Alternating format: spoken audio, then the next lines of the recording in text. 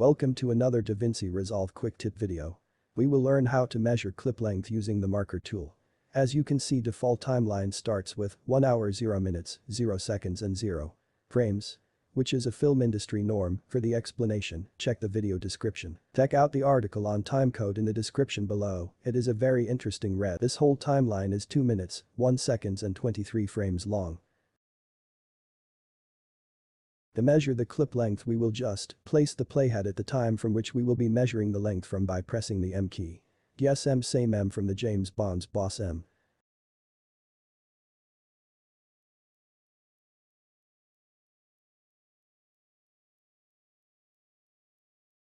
Now we will press Alt key and drag the marker we placed to measure the length or duration of the clip required.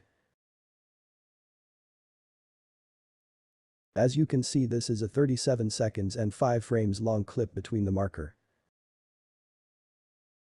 Please like, share and subscribe. It will really help me making new videos on regular basis. You can even use multiple marker on the same timeline to measure time length between different points. Just place the playhead where you want the second marker to start from and press the James Bond's the M key. Press the Alt on Windows or the Options key on Mac and drag the marker to measure the time length. You can change the length of the marker just by dragging one end of it. See, we changed the marker length. Please subscribe and press the bell icon.